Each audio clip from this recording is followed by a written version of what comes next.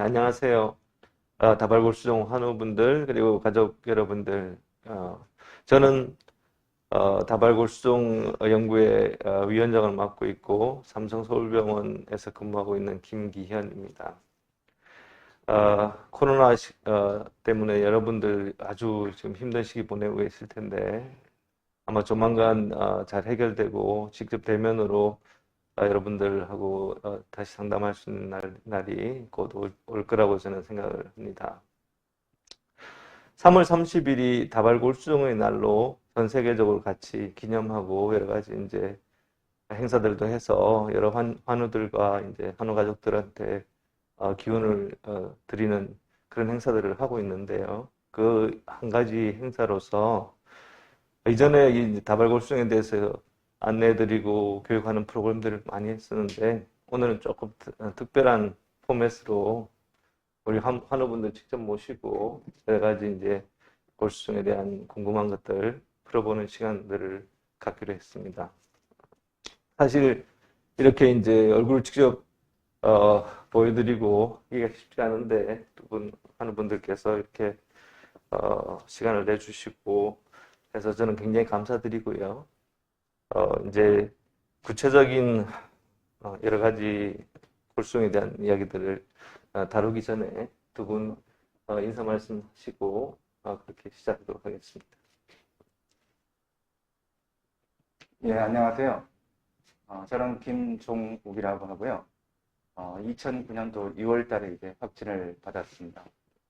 그리고 그해 말에 이제 자가 이식을 했고요. 그리고 지금까지 이제 재발은 없이 이렇게 지내고 있습니다. 운동은 주로 이제 등산 가는 걸 자주 이제 하려고 하고 있고요. 환우분들이 이제 식사에 대해서 관심이 많으신데, 특별히 좋거나 또 나쁘거나 이런 걸 뭐 가려서 이렇게 하는 건 없고 그냥 여러 가지 이제 먹으려고 이렇게 노력을 하고 있습니다. 그리고 이제 그 식사는 예전에 들으니까 어떤 분이 만약 딱 한 종류만 먹으면 비빔밥을 먹으면 좋다. 뭐 그렇게 얘기를 하던데요. 그래서 여러 가지 그냥 이렇게 먹으려고 노력을 하고 있고요. 그리고 이제 투병 생활 중에서 가장 중요한 게 마음이 몸을 다스린다. 그거 같아요. 그래서 가능하면 편안하게 스트레스 없이 그렇게 지내려고 노력을 하고 있습니다. 네. 네, 안녕하세요. 저는 한금숙이라고 합니다. 저는 2014년 4월에 진단을 받았습니다. 그해 11월에 조혈모 세포 이식, 자가 이식을 했습니다. 그리고 19년도에 재발을 해서 항암 치료를 했었고요. 그리고 또 관역에서 한 2년간 또 재미나게 하고 싶은 거 하고 직장 생활도 하고 그러다가 또 6개월 전부터 수치가 조금 이상하다고 해서 또 속색이려나 보다 해서 올해 5월 9일에 이제 산발로 입원이 예정이 되어 있어요. 근데 하루하루 저는 오늘은 뭘 하고 재밌게 지낼까, 또 내일은 어떤 맛있는 걸 먹을까, 주로 그런 생각을 하고 있어요. 그냥 지금껏 참 운이 좋아서 그래도 이렇게 8년 동안 힘들면 조금 쉬었었고요. 아프면 뭐 잠을 많이 잤다고 생각하고요. 나름 하고 싶은 것도 하고 뭐 그 사이에 자격증도 제가 한 2개 정도 취득을 했었고요. 또 그걸 인해서 지금 또 약간의 수입도 뭐 파트타임이라든가 그런 것도 하고 있어요. 그래서 그냥 마음 먹기 나름이고 또 다 지나간다고 그렇게 생각하면서 살려고 노력하고 있습니다. 만나뵙게 돼서 반갑습니다. 네, 아주 처음 시작을 편안하게 말씀들을 해주시고 궁금한 궁금한 점들을 요약해서 말씀해 주셨는데 저희가 사실은 뭐 진단, 치료, 부작용, 건강관리 이런 제목으로 쭉 이야기를 진행해 갈 텐데요. 조금 이제 편하게 그 복잡하게 일문일답을 하는 것보다 편안하게 한 가지에 대해서 조금 이야기를 해보도록 하겠습니다. 진단을 했을 때 처음에 사실 병원에 올 때 우리가 뭐 병명을 알고 오는 건 아니고 증상을 가지고 이제 오시게 되는데 두 분은 어디가 불편해서 처음에 병원을 오시게 됐던 건가요? 네, 저부터 말씀드리면 네. 빈혈이 왔었는데요. 그 빈혈 증상이 있었나요? 아니면 그냥 검사에 증상이 있었는데 사실 그걸 잘 몰랐습니다. 네. 그리고 이제 제가 이제 그 혈압이 있어서 혈압약을 받으러 가면서 피 검사를 3개월마다 했거든요. 네. 근데 이제 헤모글로빈이 뭐 12, 11 이렇게 떨어졌어도 그걸 의사 선생님도 얘기를 안 해주시고, 그리고 이제 좀 숨이 차다고는 느꼈는데 그게 또 이게 몸이 뭐 좀 안 좋아져서 그런가 보다 그렇게 생각하고 있었습니다. 그러다가 이제 이렇게 높이 있는 걸 이렇게 좀 잡으려고 이렇게 했는데요. 여기가 이렇게 아픈 겁니다. 그래가지고 정형외과를 두 군데를 갔었어요. 그랬더니 금이 간 것 같다. 그래서 뭐 이렇게 충격도 없었는데, 그래서 이제 좀 주의를 가지고 내과에 한번 갔었거든요. 네. 예, 그랬더니 집에 근처에 있네. 거기서 의사 선생님께서 이상하니까 좀 큰 병원에 가보는 게 좋겠다.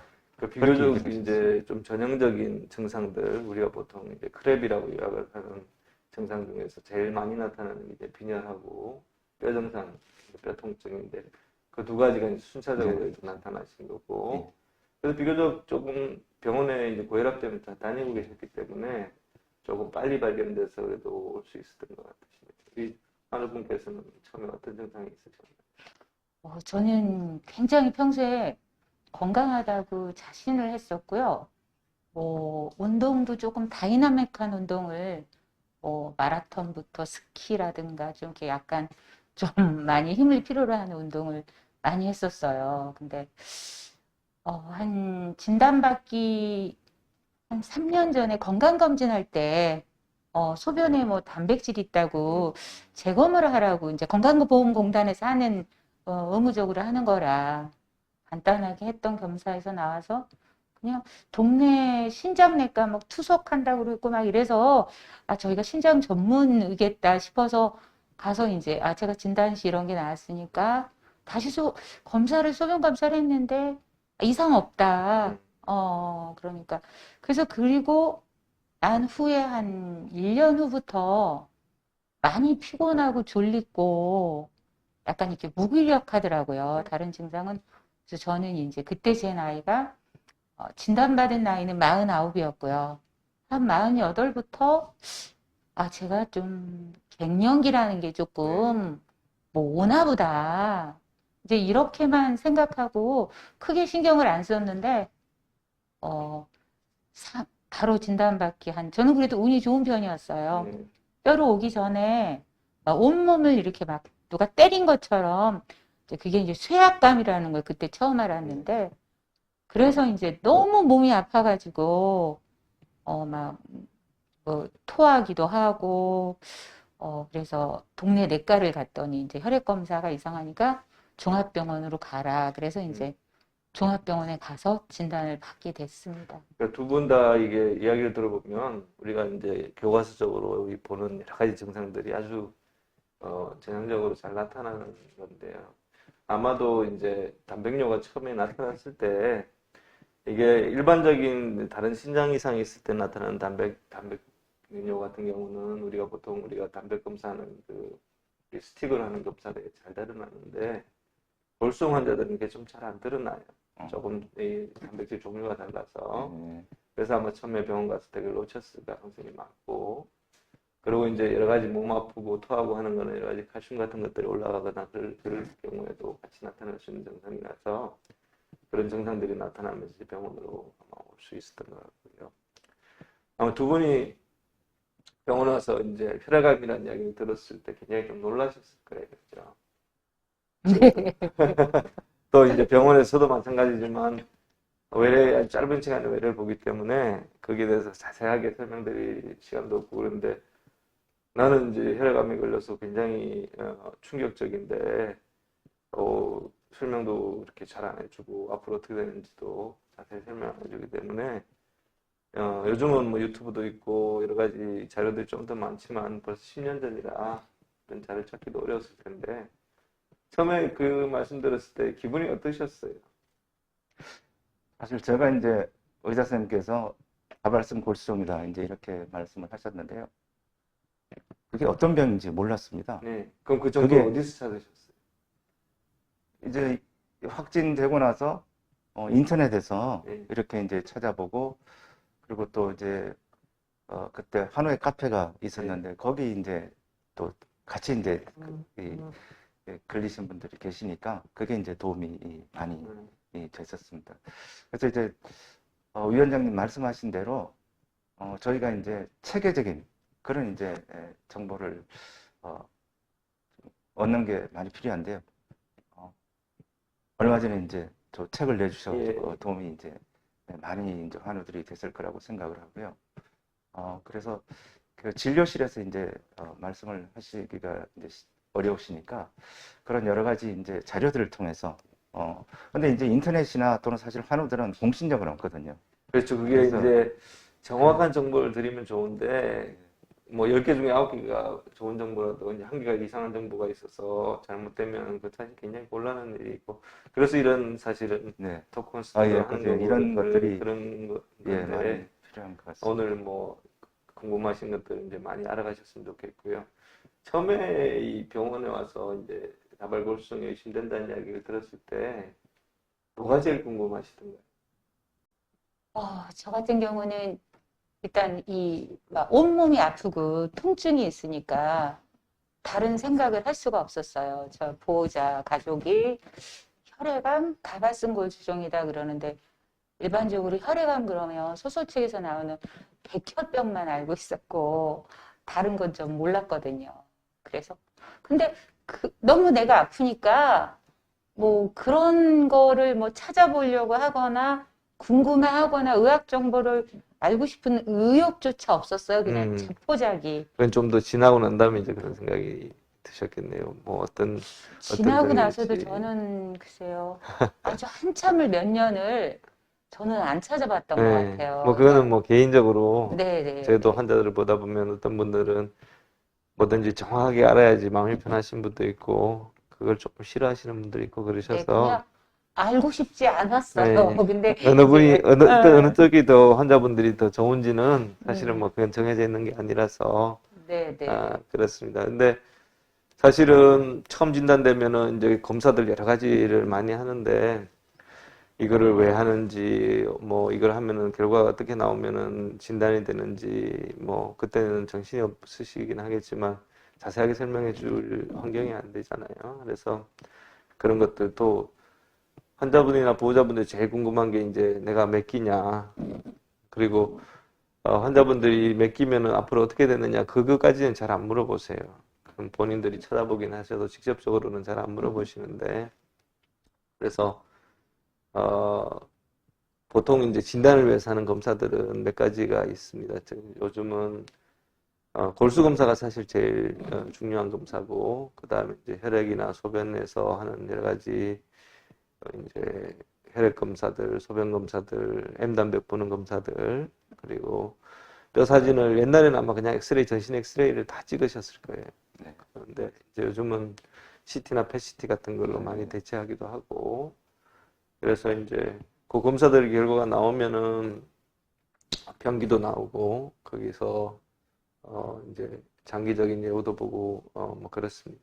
그런데 현재로는 이제 제일 중요한 거는 우리가 변기를 볼 때 1기, 2기, 3기로 나누는데 뭐 우리가 보통 이제 고형암들을 보는 거는 이제 1, 2, 3, 4기로 나누지만 우리는 1, 2, 3기로 나누고 고형암 같은 경우는 1기는 수술하고 뭐 4기는 항암 치료하고 하지만 혈액암의 경우는 뭐 사실은 뭐 변기가 그런 의미가 있는 건 아니고 대체적으로 이제 예후가 조금 차이가 나는 거지 치료 방법이 지금 다르지는 않은 현실이고요.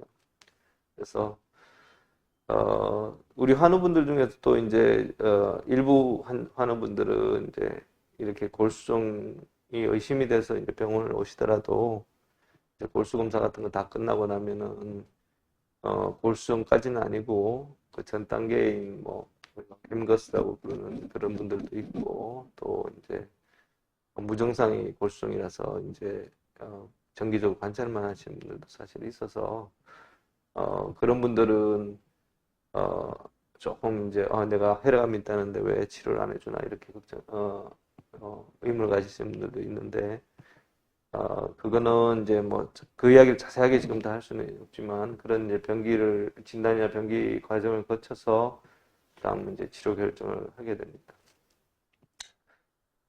치료에 대해서 이제 조금 들어가 보면 우리 두 분은 조금 사실 오래되셔가지고 지금 쓰는 약들하고 그때 이제 항암 치료했던 것들이 약들이 조금 다를 겁니다.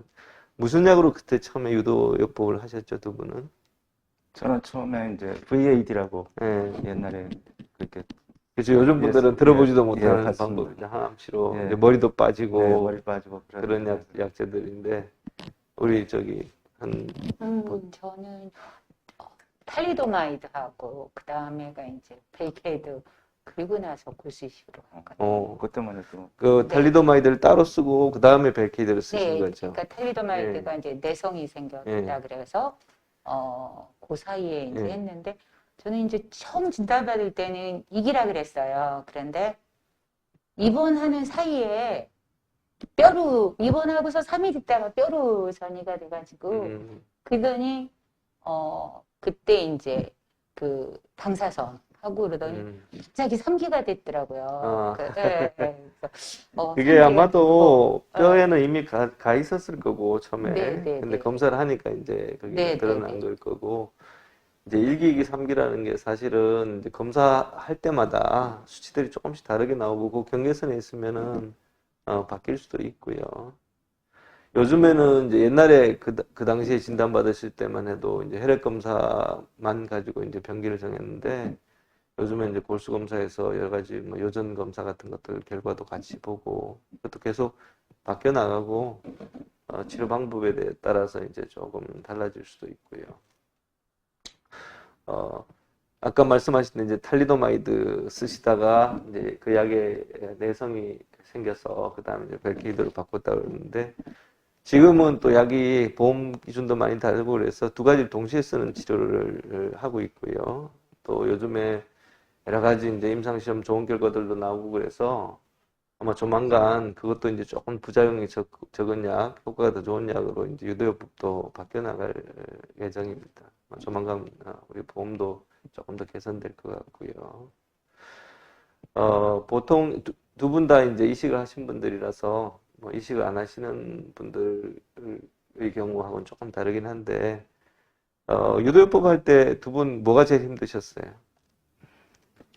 저는 아밀로즈가 혀로 나가지고요. 예, 그걸 진단받을 때까지 예, 뭐 세포 검사한다. 처음에는 뭐 두경부암인 줄 알고 첫 입원 중인데 혀가 짧아지고 말을 한다고 간호사가 왜 말이 짧아요? 이상해요. 그랬더니 아닌데요. 근데 혀가 이제 부니까 저 같은 경우는 점점 커지는 거예요. 그래서 사실 물도 빨대로 먹고 음식물을 섭취하기가 어려운 상태가 한 1년 이상 그랬었어요. 네. 그 아밀로증이 더 힘들었던 것 같아요. 우리 이제 골수용 환자들 중에서 한 10에서 한 15% 정도는 이제 아밀로이드증이 동반되는 경우가 있어서 그건 이제 조금 이제 일반적인 골수용하고 다른 병 진행이라든가 증상들이 나타나는데 치료는 뭐 크게 다르지는 않습니다. 약간 이제 그 침범되어 있는 이제 장기에 따라서 좀 약들을 조절하긴 하는데 뭐 전체적인 치료 방법에서는 크게 다르지는 않고요. 우리 VAD 옛날에 하셨으면 그때 뭐 여러 가지 힘든 게 많았을 텐데 어떠셨어요? 처음에 이제 얘기는 해줬지만 끝나고 나서 집에 오니까 변비가 굉장히 심하게 왔습니다. 그래서 이제 변비를 좀 대비 못한 게 좀 있고요. 그다음에 이제 그게 아무래도 이제 벨케이드나 이런 표적 치료제보다는 몸을 좀 더 상하게 하고 면역을 낮추니까 그런 면에서 이제 토하고 뭐 이렇게 이제 어지럽고 이제 이런 것들이 있었고요. 그걸 보통 4차를 하는데 이게 갈수록 이제 힘들어지더라고요. 그래서 마지막에는 이제 굉장히 좀 힘들어서 이게 어떤 때는 이제 저 응급실에 간 경우도 있고 네. 열이 나거나 어, 뭐 그래서. 예, 예.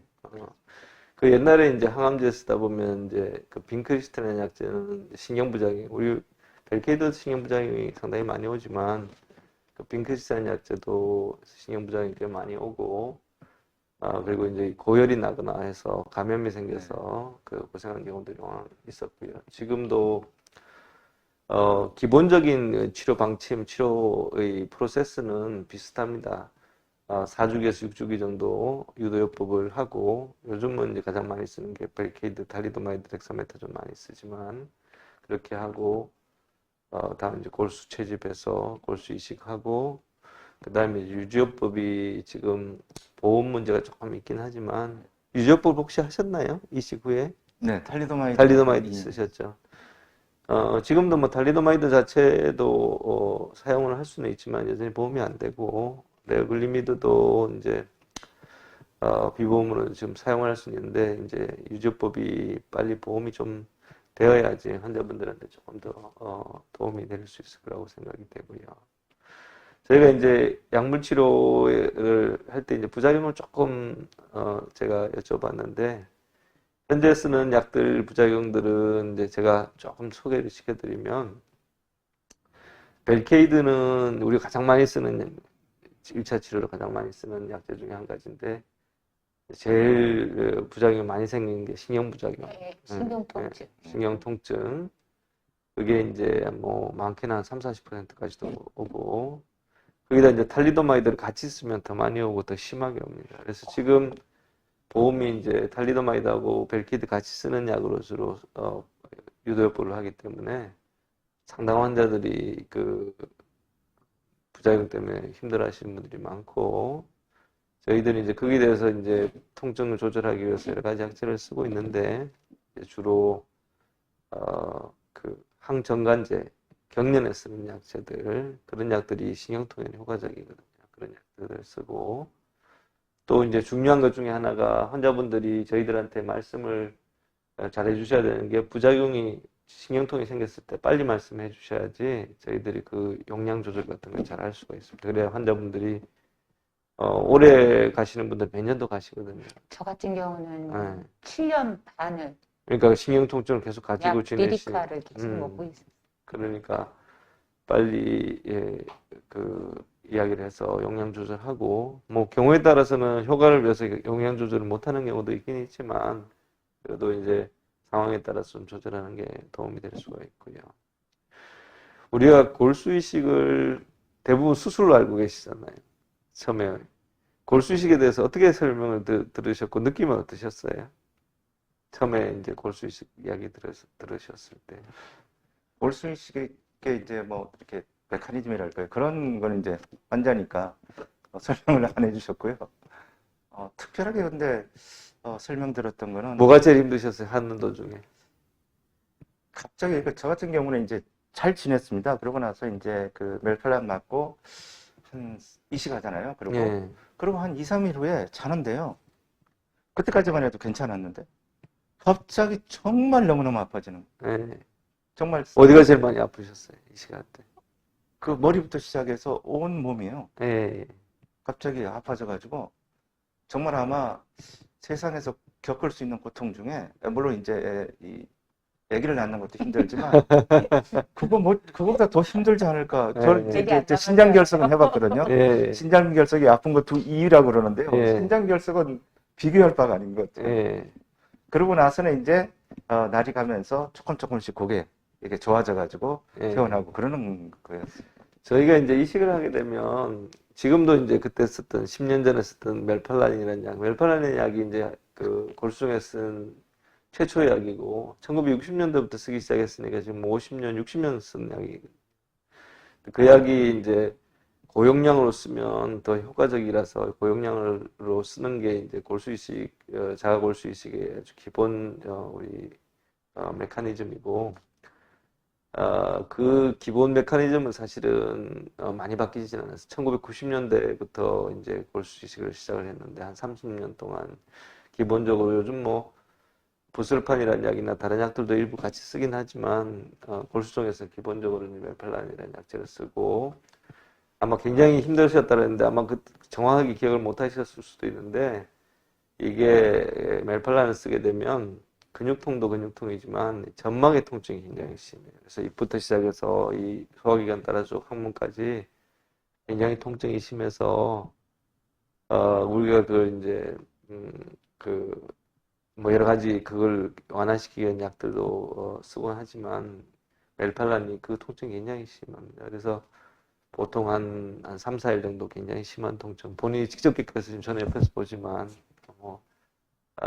통증이 심하고 백혈구시추가 회복되면 대부분 이제 좋아져서 한 2, 3주 지나면은 이제 퇴원하시고 그래도 식사 잘하고 하시려면 몇 개월은 걸리시죠.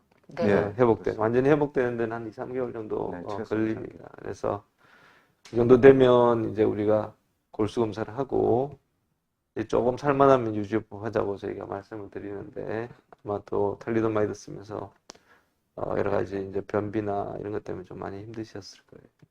힘드셨을 그 이식 때는 또 말씀하신 그 설사가 거예요. 저 예. 같은 경우는 그러니까 이제 점막에 염증이 생기니까 입도 아프고 배는 설사하고 뭐 굉장히 괴롭죠. 네.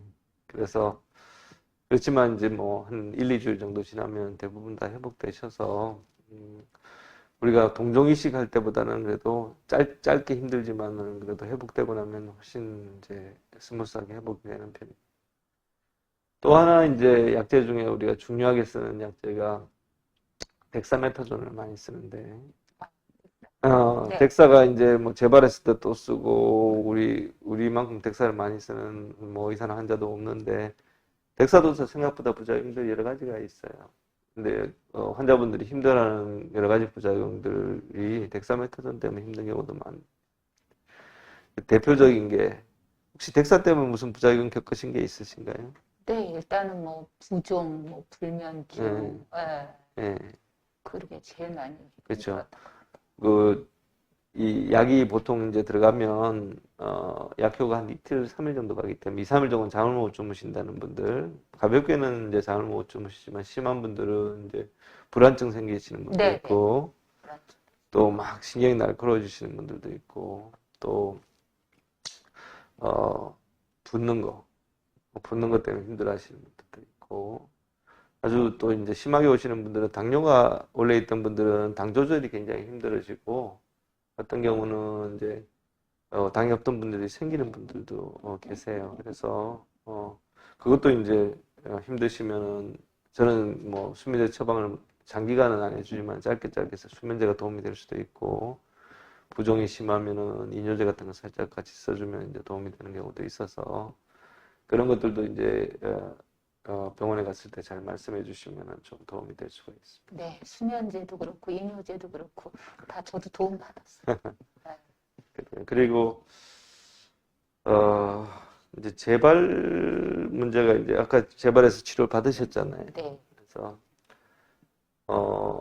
우리가 골수종이라는 병이 이제 지금도 우리가 완치를 위해서 이 완치 희망하는 이런 토크캐스트를 하고 있지만 아직도 재발하시는 분들이 훨씬 많으세요. 이렇게 뭐 10년 이상 장기간 재발 안 하시는 분들은 오히려 조금 소수에 속하고 재발을 어떤 분들은 굉장히 빨리 하시는 분들이 있고 네, 어떤 제일 분들은 안타깝다. 이제 뭐 5년, 6년 돼서 재발하시는 분들도 있고 그래서 또 재발했을 때 어떤 분들은 굉장히 급격하게 처음에 이제 병이 나타날 때처럼 어디 뼈가 아프다든가 아니면 갑자기 빈혈이 심해진다든가 그렇게 재발하시는 분도 있고 어떤 분들은 뭐 서서히 재발하시는 분들도 있고 사람마다 굉장히 차이가 많이 나요. 근데 그게 따라서 이제 우리가 치료하는 것도 여러 가지를 달리 하는데 처음에 재발했다는 이야기를 검사를 하고 들으신 거예요? 아니면 본인이 어떤 증상 같은 걸 느끼셨어요? 6개월에 한 번씩 네, 검사를 환자한테. 근데 이제 검사에서 이상이 다시 예, 나타난다고. 그래서 이제 3개월에 한 번씩 네. 계속 수치가 올라가니까.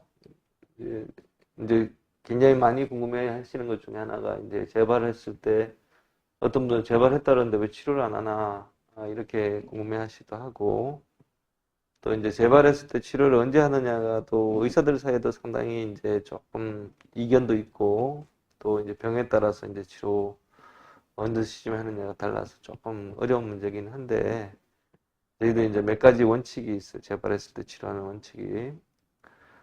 증상이 나타나는 경우, 어디 뭐 신장이 나빠진다든가, 아니면 빈혈이 심하게 온다든가, 아니면 뼈가 다시 상한다든가, 그러면 이제 바로 즉각적으로 치료를 하고, 그렇지 않고 이제 우리가 정기적으로 검사할 때 M단백이 다시 나타나는 경우에는, M단백이 이제 얼마나 많이 올라가느냐, 아니면은 얼마나 빨리 증가하느냐에 따라서 이제 치료를 다르게 하는 경우도 있어요. 어떤 분들은 M단백이 다시 나타나도 상당히 장기간 동안 뭐 그냥 천천히 올라가시는 분들이 있어요. 그런 분들은 이제 몇 개월에 한 번씩 검사하면서 보고, 빨리 올라가시는 분들을, 그리고 많이 올라가시는 분들은 증상이 나타나지 않아도 이제 2차 치료를 하게 되죠.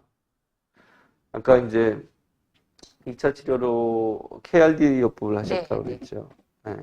그래서 요즘 이제 사실은 여러 가지 신약들이 많이 나오고 있어서 이제 외국에서는 조금 더 빨리 다양한 약제들을 쓸 수 있는데 우리는 아직도 보험 문제가 조금 있어서 주로 이제 쓸 수 있는 약제들이 뭐 KRD 요법이나 아니면 익사좀하고 RD 같이 쓰는 요법이나 뭐 그런 요법들을 많이 쓰게 되는데 중간에 관해가 왔었는데 부작용 때문에 중단하셨다 그랬잖아요.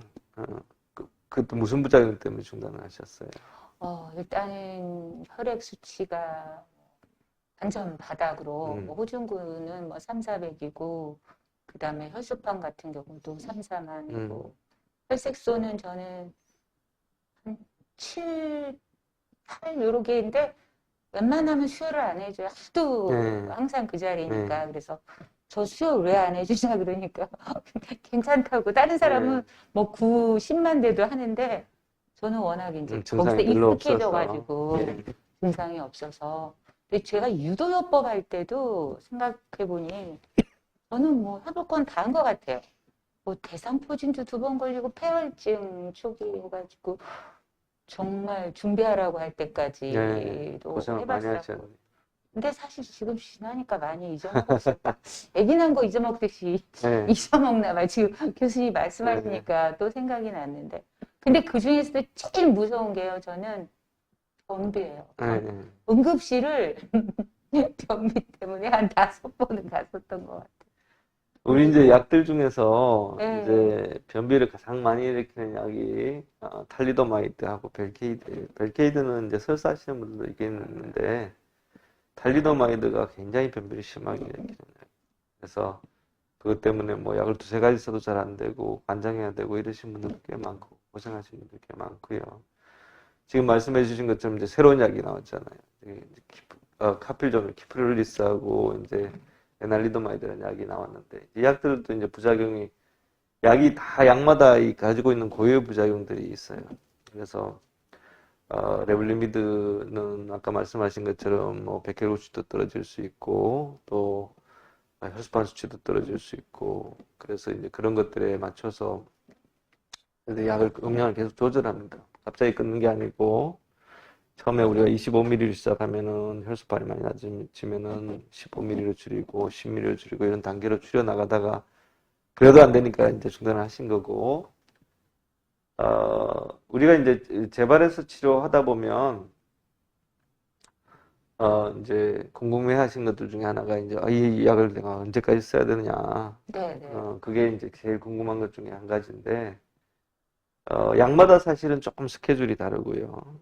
어떤 약은 이제 중간에 부작용 때문에 이제 몇 달 이상 쓰기가 좀 어려운 약들도 있고, 어떤 약들은 굉장히 장기간 쓰는데 크게 부작용 없이 쓸 수 있는 약도 있는데, 레블리미드 같은 약은 사실은 장기간 쓰는 게 비교적 이제 수월한 약 중에 하나인데, 그것도 이제 개인 차이가 있어서 어떤 분들은 뭐 큰 부작용 없이 장기간 쓸 수 있는 분들도 있고, 이제 환우분처럼, 백혈구 수치 많이 떨어지고, 혈소판 수치 떨어져서 중단해야 되는 분도 있고, 그렇습니다. 그 약을 장기간 쓰는 것이, 이제 현재 그 골수증을 보는 의사들이 이제 어, 뭐 우리가 컨센서스란 말을 쓰는데 의견을 모아보면 장기간 쓰는 것을 더 선호합니다. 결과도 더 좋고. 근데 이제 그거는 약이 바뀌면 여러 가지 이제 신약들이 개발되고 하면 짧은 시간 쓰고도 효과적인 약이 나오게 되면 이렇게 장기간 약을 안 쓸 수 있게 될 수도 있고요. 짧게 쓰고 재발하면 하는 게 좋으냐 아니면 장기간 쭉 쓰는 게 좋으냐 하면 일반적으로 부작용이 적으면은 장기간 쓰는 걸 요즘은 더 추천을 하고 있어요. 근데 좋은 약들이 많이 나오고 있으니까 그것도 앞으로 이제 조금씩 바뀌어 나갈 거라고 생각을 합니다. 이제 부작용 3차 치료도 계획이 돼 있다고 네네. 했잖아요. 3차 치료는 이제 무슨 약을 쓰기로 지금 저 몰라요. 아직 가서 말씀 그냥 안 주면 주는 해주셨나요? 대로 먹고 그러려고 안 네, 물어봤어요. 저희들이 그냥 제가 회사에 제가 유연 근무를 예, 하거든요. 예, 그래서 저 회사 다닐 수 있는 약을 주세요 그랬더니 주사 아니고 약이라 예, 그랬어요. 예. 그러니까 제 추측인데 그냥 IRD 어, 아닐까? 이제 중간에 이제 약을 끊었다가 다시 네네네. 쓰는 거기 때문에 이제 못 쓴다 보통은 그러더라고요. 아니요, 우리가 이제 부작용 때문에 끊었기 때문에 이제 그런 면이 있는데 그렇지 않은 경우에는 예전에 썼다가 중단한 약은 다시 써도 효과 있는 경우가 있어서 다시 쓰는 경우도 있고 약을 바꾸는 경우도 있습니다. 그거는 이제 환자분 상황에 따라서 우리가 다르게 할 수가 있고 우리가 보통 이제 3차 치료, 4차 치료로 많이 쓰는 약제들은 포말리도마이드, 포말리스트라는 약제. 그 약은 이제 레날리도마이드를 조금 더 개량한 약인데 레날리도마이드보다 훨씬 강한 약이긴 하지만 뭐 효과나 부작용 같은 것들은 크게 다르진 않아요. 그래서 레날리도마이드 쓸 때 뭐 부작용이 있던 거하고 비슷하게 나타날 가능성이 많고 이제 차이는 레날리도마이드는 우리가 신장으로 주로 배설을 하기 때문에 신장이 나쁜 사람들은 용량 조절을 많이 해야 되는데 이 포말리도마이드는 간으로 배설이 되기 때문에 상대적으로 신장이 나쁜 사람들이 안전하게 쓸 수 있는 그런 장점이 있는 약이 그리고 또 하나 이제 그 다음에 쓸 수 있는 약이 다라투모마비로 다잘렉스 우리나라에서는 지금 4차로 지금 보험이 되는데 외국에는 이제 조금 더 앞단계에서도 사용해서 좋은 성적이 많이 나와서 우리도 이제 곧 좀 앞단계로 이제 보험을 받을 수 있어야지 환자분들한테 조금 더 도움이 될 거라고 생각을 하고 다잘렉스는 이제 부작용이 상대적으로 좀 적은 약이긴 한데 처음에 주사를 맞으면 이게 단백질로 만들어져 있기 때문에 주사를 맞을 때 알레르기 반응이 상당히 나올 수가 있어요.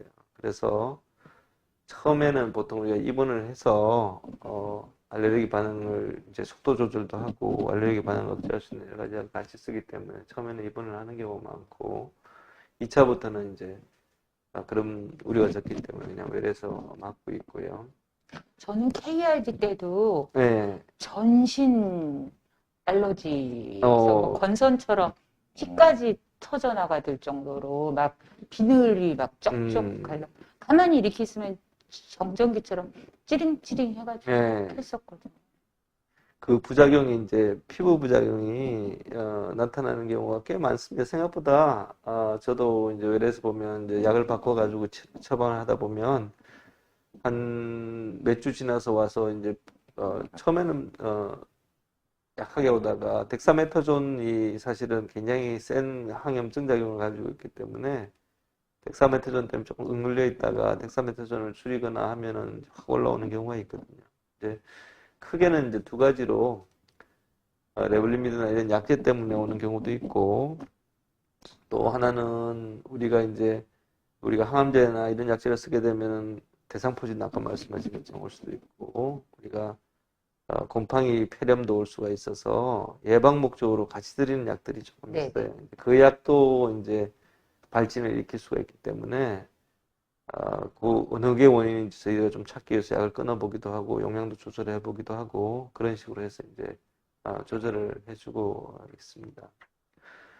이제 다잘렉스는 아까 말씀드린 것처럼 이제 그런 부작용도 있고 면역력을 조금 떨어뜨리는 게 있어요. 그래서 폐렴이라든가 아니면 이제 코로나 같은 것들, 그런 것들, 바이러스 감염 같은 것들이 조금 더 증가하는, 많지는 않지만 한 10% 정도 더 늘어나는 부작용이 있어서 그런 점을 조금 주의해야 되고, 코로나 백신도 맞아도 조금 항체도 좀 잘 안 생기고 그런 보고들이 있습니다. 요 약들이 이제 우리가 보통 지금 보험으로 쓸 수 있는 약제들이고, 약 부작용에 대해서 혹시 뭐 아까 발진 같은 것도 말씀하셨지만 혹시 더 궁금하신 거 있으시면, 아니면 우리 환우분들이 궁금해하실 만한 거 있으시면 저한테 말씀해 주시면 제가 대답을 해드리겠습니다. 예, 부작용 그러면 이제 저희가 사실 이제 치료를 받으면 암은 교수님께서 이제 다 치료를 해주시니까 괜찮은데 그 항암제로 인한 부작용 그 병과 싸우는 것 같은 그런 느낌을 받았습니다. 그래서 이제 아까 부작용 많이 이제 말씀을 해주셨는데요. 그 덱사 같으면 이제 몸이 붓고, 그 다음에 이제 탈리도마이드 같으면 변비가 주로 오고, 또 이제 벨케이드 같으면 대상포진, 또 이제 신경증 이제 이런 것들이 있는데, 그래서 또 다른 어떤 그 이상도 이제 있겠지만, 이제 병원에서 이제 그런 안내가 저는 한 현상으로 보면 잘 안 되고 있다 그런 생각은 들고 있습니다. 그래서 이제 그 카페나 이런 데서 묻는 걸 보면 가장 많이 나오는 게 이제 변비거든요. 예. 변비가 왜 생기는지도 모르고 그러고 이제 있고, 그 다음에 또 이제 대상포진도 사실 이제 그 벨케이드 받는 사람이 많이 이제 있으니까 그런 거를 약을 미리 이제 처방받아 있다든지 그런 것들이 좋은데, 그걸 읽어보면 이게 잘 안내는 안 되고 있다 그런 생각은 이제 좀 들고 있고요. 그래서 사실 이게 이제 부작용이 죽고 사는 문제는 아니잖아요. 아니요, 그러니까 근데 굉장히 예, 심각하죠. 맞습니다, 교수님. 그래서 교수님들한테 이제 말씀을 드려보면 사실 교수님들은 지금 죽고 사는 문제 있는데 뭐 이거 갖고 그러냐 이런 느낌을 이제 많이 받기도 해서, 근데 간호사 선생님들은 좀 더 이제 좀 잘해주시고 그런데요. 그래서 지금 교수님 말씀대로 그게 참 중요한 게, 그러니까 진통제 같은 것도 어떤 사람은 뭐 중독될까 봐 안 먹는다고 그러는데요.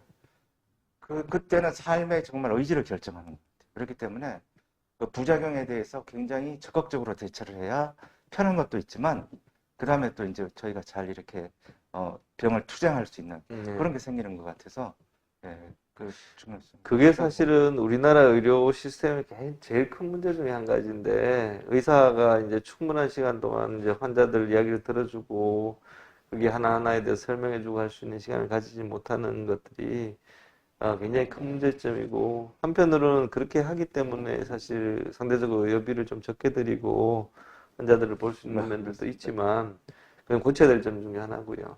사실은 병원마다 조금 시스템이 다르긴 하지만 대부분 처음에 이제 치료 시작할 때 우리 전문 간호사들이 이 나타날 수 있는 여러 가지 부작용들에 대해서 쭉 설명을 해주시는데, 코디네이터. 근데 그때는 사실 정신없을 때고 처음 치료 시작할 때 그게 이제 귀에 잘 안 들어올 수도 있고 금방 잊어먹을 수도 있고, 그래서 좀 지속적으로 이제 케어를 해줄 수 있는 어떤 시스템 같은 게 꼭 필요하기도 하고, 또 이제 부작용 하나하나 이제 생겼을 때 저도 사실은 굉장히 그 환자들 많이 보고 하면은 설명해주기 어렵기도 하고, 그냥 약만 주고 약에 대해서 사실 약 하나하나도 사실은 뭐 그 부작용이 생겨서 쓰는 약도 또 부작용이 있을 수 있거든요. 그래서 그 약에 대해서 설명을 드려야 되는데 그 못하는 건 사실 굉장히 죄송스럽게 생각하기 때문에 이런 식으로라도 조금 정보를 드리려고 저희들이 하고 있는 거고요. 또 이렇게 한번 듣고 나면 또 조금 그 다음에 질문할 때도 조금 더 쉽게 질문하실 수도 있고 그렇습니다. 말씀 나오셔서 제가 이제 몇 가지 말씀을 드리면, 대상포진이 이제 벨케이드를 쓰게 되면 이제 많이 생기는데, 제 환자들 중에 아마 거의 한 반 이상은 대상포진 한 번씩은 앓으시는 것 같아요. 그래서 또 저희가 이제 벨케이드 쓰는 경우는 대상포진 예방하기 위해서 아시클로비어를 소량으로, 치료 용량으로 하면 굉장히 양이 많기 때문에 소량으로 양을 줄여서 보통 처방을 하는데, 상대적으로 부작용이 그렇게 많은 약은 아니에요. 그렇지만 이제 발진 같은 게 생기는 경우도 있고, 또 많이들 궁금해 하시는 것 중에 하나가 이제 예방접종 하는데, 대상포진 예방접종을 해도 되는지 이제 그런 거에 대해서 이제 질문을 많이 하시는데, 예방접종은 이제 저희가 보통 동종이식을 하는 경우하고 자가이식을 하는 경우 조금 다르게 하긴 합니다. 또 병원마다 조금씩 달라서 자가이식을 하더라도 동종이식 하는 사람들하고처럼 똑같은 횟수로 똑같은 여러 가지 이제 예방접종을 하는 경우도 있는데 저희는 조금 그렇게 하지는 않고요. 그건 뭐 어느 쪽이 맞다 틀리다의 문제는 아니라서. 근데 우리가 이제 보통 꼭 하라고 이야기하는 예방접종이 지금은 이제 코로나 예방접종 꼭 하라 그러는데 코로나도 지금 3차까지 맞고 이제 4차도 우리 골성 환우들은 이제 맞으라고 연락이 올 거예요. 제가 감염내과 선생님들하고 조금 이야기를 해봤는데 코로나 자체 항체가 예방접종했을 때 환우분들은 특히 치료받고 계신 분들은 이렇게 이제 완전히 이제 관해가 와서 쭉 치료 안 받고 있는 분들은 조금 정상인들이 가깝게 항체가 생기는데 치료 중인 분들은 항체가 더 잘 안 생겨요. 그래서 그런 경우는 4차까지 맞는 게 조금 더 도움이 될 수도 있다고 생각을 하고, 그리고 꼭 맞아야 되는 게 폐렴구균.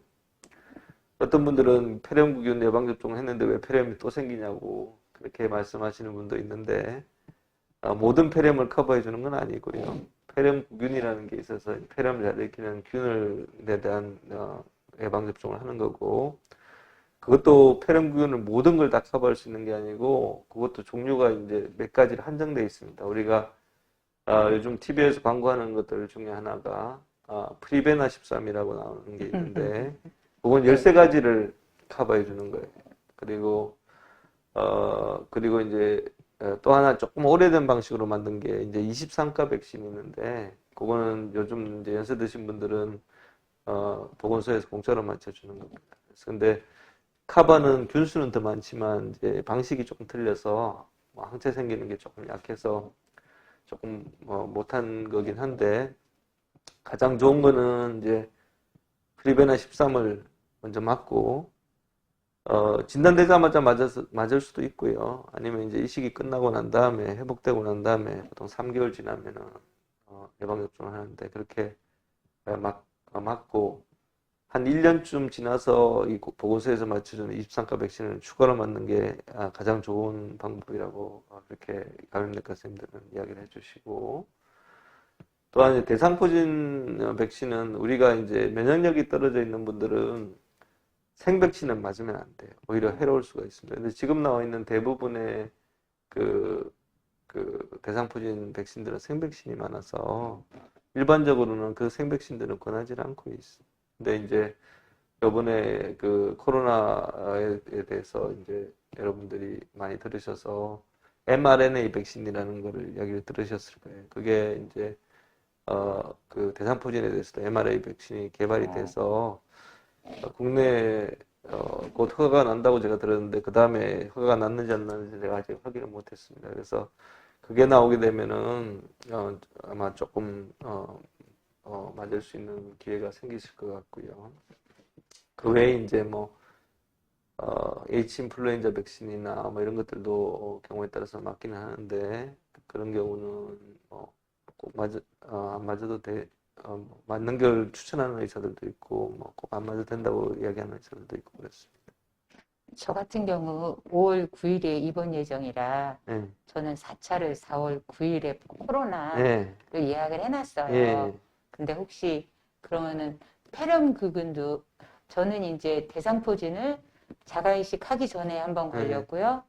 그리고 자가이식 후에 또 그 대상포진은 반복적으로 그거는 이제 이 외부에서 이 걸리는 거는 어렸을 때 우리가 수두를 앓잖아요. 네. 그 수두 바이러스가 몸속에 이제 들어와 가지고 숨어 있습니다. 이 신경 조직에 숨어 있다가 면역이 떨어지면 이게 다시 나타나는 거라서 재발을 자주 할 수가 있어요. 저 같은 경우 입원 전에 그러면은 그 폐렴구균하고 폐렴구균은 대상포진 이미 맞지 않으셨나요? 맞았었죠. 근데 오래됐죠. 몇 년. 근데 그 폐렴구균은 반복적으로 맞았을 때 이제 효과가 더 있느냐 하는 거는 뭐 증명되어 있는 게 아니라서 뭐 꼭 다시 맞으실 필요는 없을 것 같고요. 대상포진도 지금 아직 그 mRNA 백신이 어떻게 되는지 제가 확인을 지금 못 해봐서 그거는 조금 여유 있게 생각하셔도 될 것 같습니다. 그럼 정 교수님, 그 항암을 이제 옛날 VAD 같은 경우는 면역력이 많이 떨어져서 이제 네. 주의를 특별히 이제 주고 했는데요. 지금 이제 궁금한 게 벨케이드나 이런 표적 치료제를 맞으면 면역이 얼마나 떨어지는지, 그래서 예를 들면 뭐 김치를 먹어야 되냐 이렇게 이제 네. 궁금하시는 분들 있던데 그건 어떤 그거를 이제 면역력을 이제 얼마나 떨어지냐를 계량화시킬 수는 없는데요. 이제 한 가지는 우리가 이제 골수성이 나빠져서 치료를 해야 되는 상황이 되면 골수성이 나빠진 상태 자체가 면역력이 좀 떨어져 있어요. 근데 우리가 면역력을 크게 두 가지로 나누면 우리가 이제 한 가지는 이제 골수성 환자들은 이 떨어지는 면역하고 에이즈 환자들이 떨어지는 면역이 좀 틀려요. 그 골수성 환자들은 이제 항체 만드는 능력이 떨어지기 때문에 폐렴이나 아니면 세균성 감염 같은 게 잘 생기고, 에이즈 환자들 같은 경우는 T세포가 손상이 돼서 여러 가지 이제 바이러스나 이제 우리가 보통은 잘 못 보는 희귀한 병들에 대해서 이제 면역력이 떨어지기 때문에 좀 패턴이 다른데, 그러니까 골수성이 악화돼서 면역력이 떨어지는 게 한 가지가 있고, 우리가 쓰는 약제들이 우리가 이 멜팔란이나 다른 약제들처럼 뭐 그렇게 면역력을 떨어뜨리는 건 아니더라도, 예를 들면 벨케이드 같은 경우는 이제 T세포 면역력을 조금 떨어뜨리는 그런 작용이 있어서 대상포진이 잘 생기는 거고, 우리가 레날리도마이드 같은 경우는 오히려 면역을 좀 강화시키는 약이에요. 면역을 이제 강화시키는 약인데, 우리가 그 약을 쓸 때 이제 덱사메타존을 같이 쓰잖아요. 예. 덱사메타존이 고용량을 쓰면 면역에 굉장히 영향을 많이 줍니다. 그래서 그런 면에서 이제 그 영향을 주는 거고, 우리가 이제 김치 먹는 거, 생음식 먹는 거에 대해서는 일반적으로 우리가 지금 쓰고 있는 그런 약제들은 사실 영향이 별로 없어요. 이거 우리가 이 시간 직후에 백혈구 수치가 많이 떨어지거나 그럴 때만 그럴 때만 하고 그럴 때만 그냥 항암 주의하시고, 때는 그냥 일반적인 항암 때는 뭐 제 환자분들 제일 드시고 싶어하는 게 회인데 제가 그렇죠. 회 드셔도 된다고 말씀을 드리는데, 뭐 이식 직후에 짧은 기간 제외하고는 단지 이제 그 다른 약제들이 적당하지 않아서 우리가 돌아가서 옛날에 쓰던 그런 항암제들을 쓰는 경우가 있습니다. 그런 경우는 이제 백혈구 수치가 많이 떨어지고 하면 조금 제한이 필요할 때가 있습니다. 참, 그리고 또 하나 저희가 이제 뼈 주사를 맞지 네, 않습니까? 안 그래도 저도 그 이야기를 하려고 그랬는데, 우리가 이제 보조적인 치료 중에 가장 이제 중요한 치료가 뼈주사인데, 그것도 이제 지금 아마 끊으셨을 거예요, 그죠? 네. 그게 옛날에는 처음에 그 약이 개발됐을 때는 이제 파미드로네이트라는 약제, 졸레드로네이트, 조메타, 요즘엔 최근에 이제 새로운 약제들도 개발이 돼서, 데노스마비라는 약제도 개발이 돼서, 쓸 수 있는 약이 조금 다양해지긴 했는데, 또 특징들이 있고, 부작용이 처음에는 저희가 부작용에 대해서 잘 인지를 못했는데, 이 골괴사, 턱에 생기는 골괴사가 이제 알려지면서부터 보통은 장기간 쓰지는 않습니다. 처음에 이제 치료할 때 뼈병변이 있는 분들, 우리가 보통 골수성 환자들의 한 80% 정도는 뼈병변이 있는데 20% 정도는 뼈병변이 없어요. 그래서 그분들한테 그 약을 써야 되느냐에 대한 조금 그런 이론이 있고, 뼈병변이 있는 분들, 또 하나는 이제 우리가 고려하는 게 신장이 나쁜 분들은 그 두 가지 약제는 파미드로네이트나 조메타는 부작용 때문에 쓰기가 조금 곤란해요. 그래서 신장이 나쁜 분들은 보통 같이 쓰지 않고, 데노스마비라는 약제는 이제 신장이 나쁜 분들도 쓸 수는 있는데 신약이라 그거는 이제 보험이 안 돼서 비용 부담이 조금 있습니다. 그래서 보통은 이식하고 완전 관해가 오면 보통 뭐 중단을 하고 재발하게 되면 뼈병변이 있는 경우 다시 쓸 수 있습니다. 그래서 턱관절의 괴사가 되면 굉장히 통증도 심하고, 그래서 안 생기게 하려면 구강위생이 굉장히 중요해요. 그래서 우리가 조금 여유가 있으면 치과 선생님들한테 보내서 다 보게 해주고 하면 좋은데, 우리가 이식 직전에는 한번 쭉 점검을 해주는데, 그렇지 않은 경우에는 이제 그렇게 못하는 경우도 많고, 이제 환자분들 중에서 이제 치과 연세 많으신 분들이 많다 보니까 치과 치료에 대해서 여러 가지 이제 물어보시는 분들이 많은데, 임플란트를 해도 되는지 물어보시는 분들이 많으세요. 근데 이제 임플란트도 상황에 따라서 관해가 돼서 오래되신 분들은 뭐 해도 상관이 없는데 악관절 괴사 같은 게 없으시면 깨끗하고 하면 되는데 그 경우에 따라서 이제 그 조메타나 이런 약 오래 쓰게 되는 경우나 그런 경우에는 그런 치과 치료를 하기 전에 끊어줘야 돼요. 몇 개월 이상 치료 전으로 끊어줘야 되고. 근데 치과 치료가 우리들 치료처럼 뭐 짧게 하는 게 아니고 상당한 기간 동안 해서 경우에 따라서는 그 치료 때문에 우리 중요한 항암 치료를 끊을 수는 없기 때문에 그거는 이제 보시는 선생님들하고 잘 의논해서 경중에 따라서 통증이 무지무지 심하면은 항암 치료 상단 중단하더라도 뭐 발치를 해야 되고 그럴 수도 있어서 그런 것들은 잘 조절을 해야 되는 게 중요하죠. 제가 아는 환자분 중에요. 그 뼈주사를 안 맞고 예. 골다공증 약을 그냥 대신 먹는다 이렇게 얘기하던데. 그게 이제 골다공증 진짜? 약이라는 것도 그 뼈주사하고 같은 종류의 약인데, 아, 같은 종류, 실제로 이제 같은 같은 성분 종류의 같은 약인데, 효과가 좀 떨어져요. 그래서 예전에 이제 그 외국에서 그 먹는 약하고 주사약하고 비교하는 임상시험 같은 걸 해보면 주사약이 더 좋습니다. 그래서 뭐 주사약을 매달 꼭 맞아야 되는 건 아니라서, 그거는 이제 처음에 집중적으로 좀 쓰다가 뭐 관해가 오면 끊을 수 있는 거기 때문에 효과면으로는 먹는 약보다 주사약이 더 좋은 걸로 알려져 있어요. 그럼 그 골다공증 약도 결국 턱뼈개선 이런 게 같은 종류의 약들입니다. 그래서 자연스럽게 이제 보조적인 치료에 대해서 이제 말씀을 나누게 됐고, 또 이제 제일 궁금해 하시는 게 아까 처음에 이제 소개 말씀하실 때 말씀을 조금 해주셨지만, 이제 먹는 거 하고 뭐 그 운동하는 거 이런 것들을 제일 많이 궁금해 하시거든요. 원래 운동을 되게 좋아하신다 그랬잖아요. 네. 그래서 뭐 무슨 운동 하셨어요?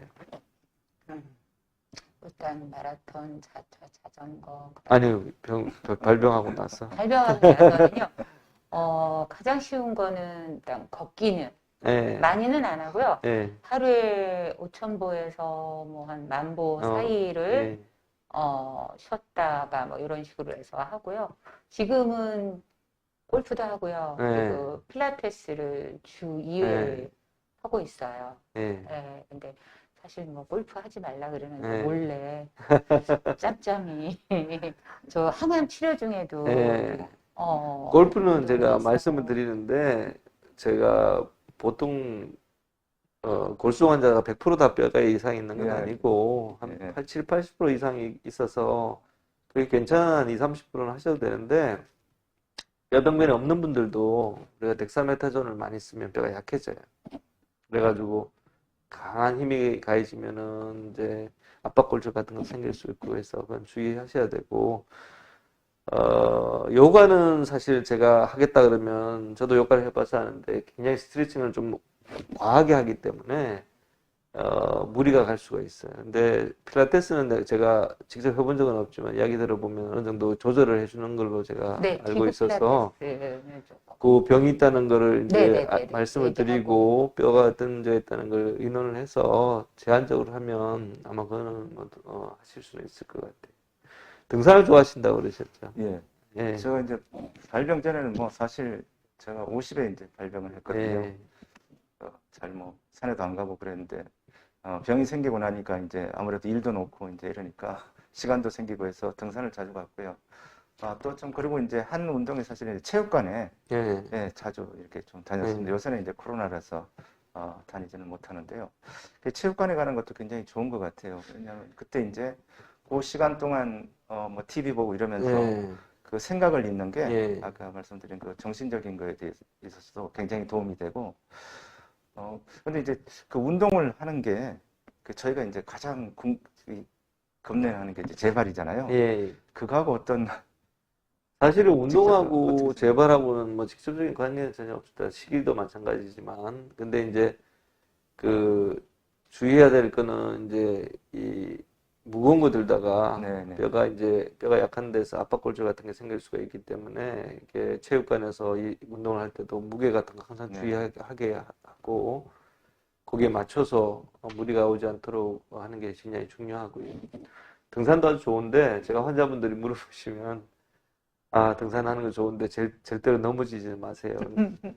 이게 이제 그 비탈진데 내려오다가 올라갈 때보다 오히려 내려오다가 다치면 또 부러지길 수도 있고 그래서 그런 것들을 잘 주의해서 하시면 물론 평지 걷는 게 제일 무난하긴 하지만 또 너무 심심해서 산에 올라가고 싶으실 수 있을 텐데 뭐 조심해서 스틱 잘 잡고 조심해서 하셨으면 좋겠고요. 또 운동에 대해서 뭐 더 궁금하신 게 있으신가요? 예, 좀 등산할 때 저희가 이제 뼈가 약하지 예. 않습니까? 그래서 이제 보통 치료한 걸 입고 그냥 정상 친구들하고 같이 이제 예. 가보면요. 그 북한산 같은 이제 돌산을 가보면 예. 내려갈 때 정말 막 따라가지는 그러니까 내려갈 때 주의하셔야 예. 돼요. 넘어지실 예. 수가 있기 때문에. 그래서 해보니까 저희는 이제 돌산 같은 데 갈 때는 장기적으로 가기는 어려운 예. 것 같고요. 아무래도 흑산이 이제 좋겠다. 그렇죠. 그래서 청계산이나 뭐 이런 데가 청계산은 뭐 다 좋을 계단이니까 뭐 크게 어렵진 않으실 거고. 비환우도 마찬가지 것 같아요. 중전 이후에는 예. 조심해야죠. 그렇죠.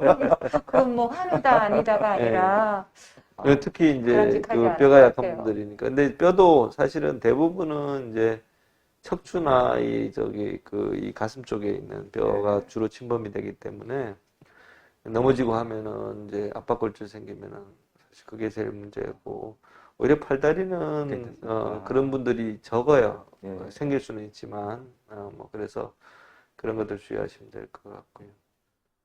식사하시는 걸 상당히 궁금해하시는 분들이 많은데 아까 뭐 골고루 잘 드셨다 그랬는데 그 김치나 뭐 이런 회 같은 거는 이제 이 시간 직후에 그럴 때만 조심하면 된다 그랬고 식사하는 데 대해서 뭐 다른 거 궁금한 거는 있으세요? 아니, 없어요. 저는 노트에 적어가면서 골고루 생선, 고기, 야채, 과일 골고루 먹거든요. 네, 다이어트도 원푸드 다이어트를 요즘 많이 하는데 이거 하시는 분들도 뭐 환우분들이나 보호자분들도 뭐가 좋다 그러면 한 가지를 집중적으로 너무 드시는 게 사실은 제일 걱정이고 그래서 이제 영양 상태의 균형이 깨질 수도 있고 뭐 이거 먹어도 되냐 저거 먹어도 되냐고 많이 물어보시거든요. 그래서 제가 보통 대답을 할 때 환자분이 이제 지금 초기에 치료를 받으시느냐 아니면 완전 관해가 돼서 이제 외래를 다니시냐에 따라서 사실 그건 다른 대답이 있을 수가 있고 이렇게 오랫동안 관해가 되신 분들은 그 상태에서는 일반인이 가깝게 드셔도 사실 상관이 없고 근데 치료를 하고 있는 경우에는 우리가 일반적으로 몸에 좋다고 알려진 여러 가지 네. 음식들 있잖아요. 네네, 네. 뭐 홍삼이든 뭐 건강보조식품. 뭐 예를 들면 우리 TV에 요즘 많이 나오지만 푸른색으로 돼 있는 그게 좋다 뭐 빨간색이 좋다 뭐 아니면 뭐 녹차가 좋다 이런 것들이 많이 나오는데 실제로 우리가 벨케이드 같은 경우에는 이 벨케이드가 그런 여러 가지 좋다는 물질들하고 혈중에 결합을 해서 오히려 농도를 떨어뜨리는 걸로 알려져 있어요. 그래서 오히려 그렇게 몸에 좋은 약이 치료에 방해가 될 수도 있어요. 근데 우리가 모든 이 음식이나 이런 보조식품에 대해서 우리가 정보를 가지고 있는 게 아니기 때문에 어떤 약이 어떤 음식이 어떤 영향을 주는지 알기가 어렵습니다. 그래서 통상적으로는 치료 중에는 약물 치료 중에는 골고루 식사를 하시더라도 다른 뭐 보조식품 같은 거는 하지 말라고 내가 권하는 경우가 많고요. 완전히 간해가 된다면 이거 먹어도 되냐 저거 먹어도 되냐 그러면 그건 사실은 저희도 잘 몰라요. 그거에 대해서는 정확한 정보가 없기 때문에 근데 한 가지 걱정스러운 거는 이제 한 가지 뭐든지 약도 마찬가지지만 음식도 한 가지 집중적으로 하면 그걸 만드는 과정에서 예를 들면 뭐 기계 같은 거로 갈 수도 있고 농축시킬 수도 있고 그러는 과정에서 나쁜 물질들이 섞여 들어갈 수도 있고 뭐 기구 같은 거 만드는 기구 같은 데 문제가 있을 수도 있고 그래서 저는 일반적으로 그렇게 집중적으로 뭔가를 계속 하는 거는 권하지는 않고 있고요. 그렇다고 뭐 자기는 꼭 인삼을 먹겠다 그러면은 뭐 관여된 분들은 뭐 드셔보시라고 그러는데 이제 아무리 좋은 것들도 우리 약도 마찬가지지만 약을 쓰게 되면 간 수치 같은 거 올라가시는 분도 있고 신장이 나빠지시는 분도 있고 그래서 그런 위험들은 사실은 제거를 해줘야 되기 때문에 저희가 정기적으로 피 검사를 하잖아요. 그래서 피 검사에서 뭔가 이상이 나타나면은 제가 꼭 물어봅니다. 뭐 최근에 뭐 드신 게 있는지 그런 것들을 찾아가지고 그런 것들은 드시면 안 되고 그런 게 없다 그러면은 사실은 뭐 너무 제한할 필요는 없는데 어쨌든 현재 치료 중일 때는 조금 조심을 하시는 게 필요해요. 교수님이 신장이 나쁘다라고 얘기를 하는데, 이제 저 같은 경우는 크로아틴이 수치가 첫 이제 진단 시에는 막 항암하고 할 때는 2 아니면 3 네, 이렇게 막 조금 더 하면 네, 투석할 수도 있습니다. 막 네, 이랬는데, 평균적으로 1.6 네, 정도에서 뭐 1.7 요렇게 계속 있거든요. 네, 지금 거의 7년을. 네. 그러면 그걸 나쁘다고 해야 되나요? 우리가 이제 계산을 할 때 우리가 물론 이제 정상 범위에서 네, 약간 벗어난 건 네, 아닌데. 우리가 그 처음에 우리 골수종 진단을 할 때 주로 나타나는 증상 중에 한 가지가 이제 신장 네. 이상인데 그게 계산을 할 때 뭐 나이, 몸무게, 뭐 남녀 성별 이런 거 다 해서 계산을 하는데 그걸 사구체 여과율이라는 걸 계산을 하면 그걸 40을 기준으로 해요. 아마 1.6 정도나 되면 여자분이면 아마 그 언저리거나 조금 낮거나 그럴 거예요. 거기에 따라서 우리 약 용량도 조절하고 하는데 정상보다는 좀 조금 높은 거죠, 그죠? 네. 그래서 처음에 기준을 우리가 2.0으로 잡기도 하고 1.4로 잡기도 하고 GFR 40으로 잡기도 하는데 일단은 그 정도 수치면은 약을 쓸 때 신장으로 뱄을 때는 약들은 조금 조절해야 될 정도예요. 그리고 우리가 이제 신장이 나쁜 게 조심해야 되는 약제들, 특히 이제 골수종 환자들 조심해야 되는 약제들이 감기약 중에서 진통제. 우리가 보통 감기약 쓸 때 해열 진통제로 쓰는 게 타이레놀도 쓰지만 이브루펜이나 나프록센 같은 이 해열 소염 진통제를 쓰거든요.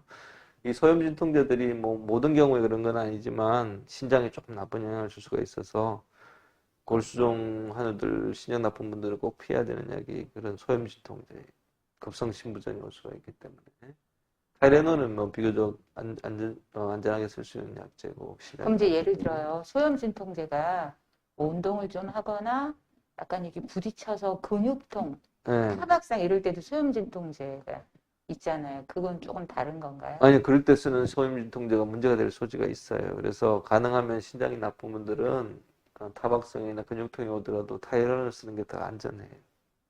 이브루펜이나 나프렉슨 같은 약들보다. 우리 붙이는 약 중에 광고 나오는 게 케토프로펜 광고 많이 하잖아요. 케토프로펜도 그 붙이는 약도 있지만 먹는 약들도 있거든요. 주사약도 있고. 근데 붙이는 약은 사실 흡수되는 양이 많지 않아서 크게 문제는 되진 않는데 그걸 주사로 맞거나 아니면은 먹는 약을 쓸 때는 조금 주의가 필요해요. 네, 새로운 걸 알게 되네요. 그래서 저희가 이제 이 동양적인 사고를 갖고 있으니까 네. 이렇게 뭘 먹어가지고 갑자기 몸이 확 이렇게 완치되고 좋아지고 그런 뭐 네. 중국 영화 보면 알약 하나 먹으면 다 이제 낫는 그런 거 네. 있잖아요. 그런 이제 그래서 환자들이 보면 계속 이제 뭐 먹는 거 좋은 거 네. 이런 걸 이제 찾으니까 위원장님께서 지금 말씀을 해주셔서 많은 도움이 됐는데 그런 이제 그걸 굳이 찾을 필요가 없다는 말씀이시죠. 그거는 이제 우리나라의 일종의 문화예요. 예, 중국하고 이제 아시아 문화권에 있는 문화라서, 이 음식을 약이라고 생각하는 그런 이제 문화가 있고, 또 우리나라가 이제 옛날부터 한방에서, 예, 한방. 그런 전통들이 있기 때문에, 뭐, 그거는 문화적인 측면에 있어서, 그거를 뭐, 일시적으로 다 바꿀 수는 사실 없는 거고, 그게 의미가 거의 없다는 예, 말씀. 실제로 보면 저희가 이제 제가 이제 강의할 때, 1850년도, 60년대쯤에 이제 골수종이라는 병이 처음 이제 알려졌는데, 진단이 됐는데, 영국에서 그 당시에 환자가 이제 그 병원에 입원했을 때 뭘 줬냐면, 우리나라 옛날 한의사들하고 똑같아요. 뭐, 풀뿌리 주고, 뭐, 심지어는 뭐, 와인도 주고, 맥주도 주고, 뭐, 그런 식으로 치료를 해요. 그러니까 불과 한 150년, 200년 전에는 뭐, 여기나 뭐, 서양이나 똑같았다는 거예요. 근데 이제 서양의학이 다른 점은 체계적으로 임상시험을 하면서 계속 이제 두 가지 이 치료를 비교해가지고 못한 치료는 버리고 또 새로운 약이 생기면 또 붙여가지고 좋은 약을 계속 골라내는 과정이 있었기 때문에 1960년대부터 이제 항암제 개발되기 시작하면서 한 60년 동안 굉장히 많은 진보를 한 거고, 그건 제가 의사라서 그렇게 이야기하는 게 아니라 이 치료하는 방법 자체가 계속 개선이 되기 때문에 그런 거고, 정서적으로 뭘 먹으면 좋지 않을까 하는 거는 뭔가라도 병원에서 하는 것보다 내가 뭔가를 더 해보고 싶다는 생각도 있고, 내가 뭔가를 하지 않으면 좀 불안한 것도 있고, 뭐 그런 것들이 다 같이 있어서, 그런데, 의학적으로는 사실은 골고루 먹는 게 제일 좋습니다.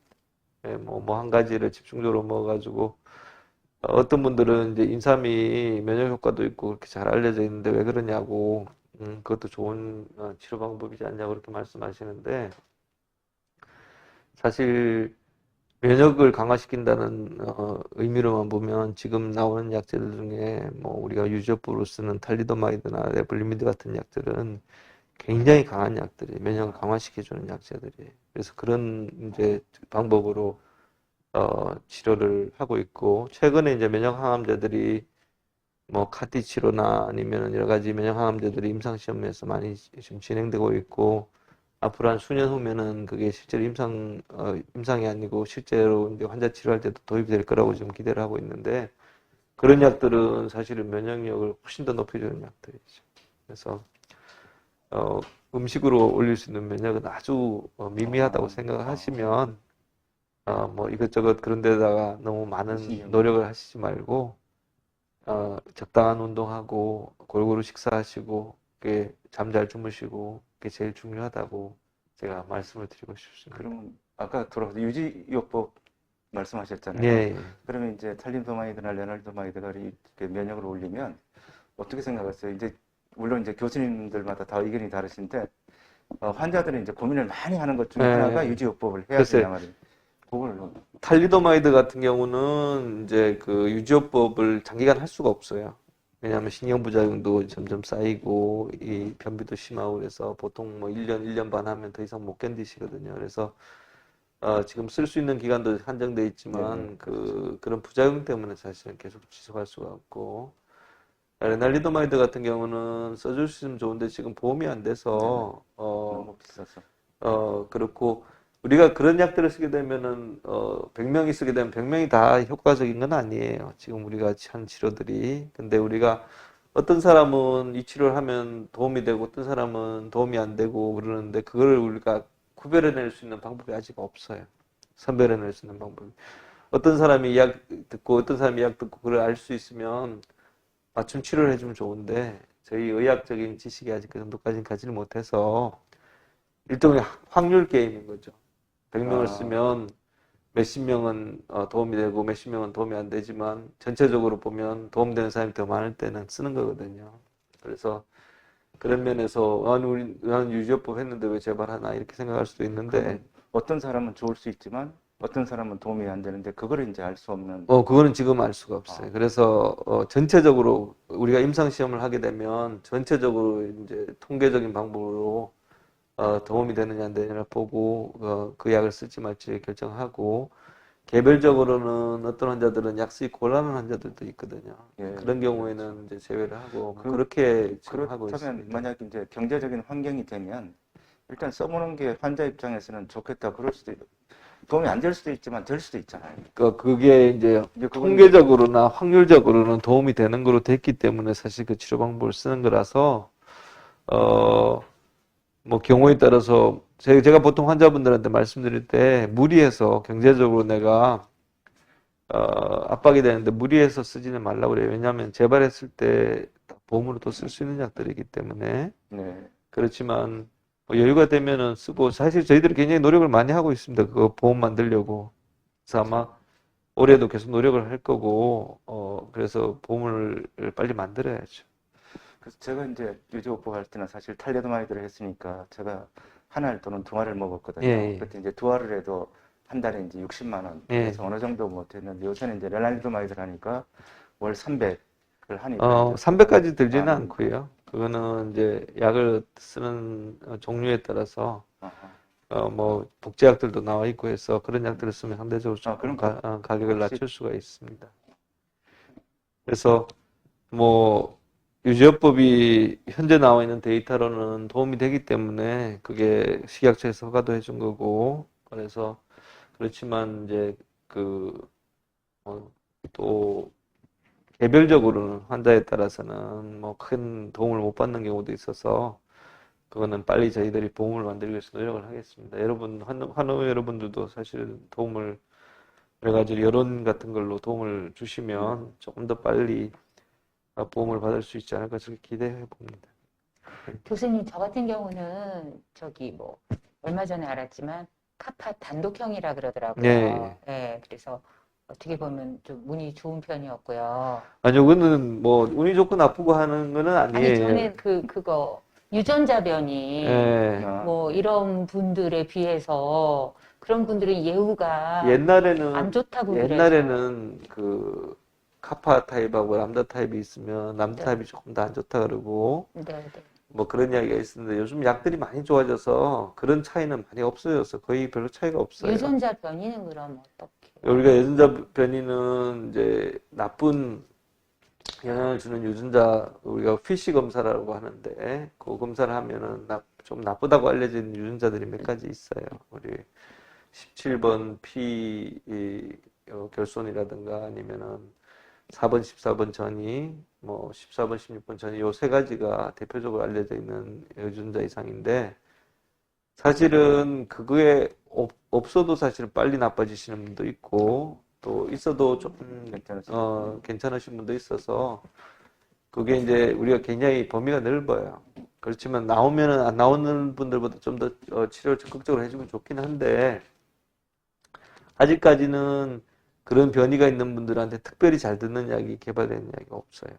그래서 치료 방법은 이제 동일한 거네요. 동일한 거고 단 이제 이 치료 시기를 그런 변이들이 있는 분들은 재발하게 되면 오래 기다리지 않고 빨리 치료하고 뭐 그런 차이는 저희들이 두고 있지만 또 임상 시험에서는 이제 그런 약들을 그런 이제 고위험군 환자들한테서 조금 더 적극적으로 치료하는 임상 시험들이 개발되고 있는데 아직 현재로는 그게 따라서 다른 치료 약제가 개발되어 있지는 않습니다.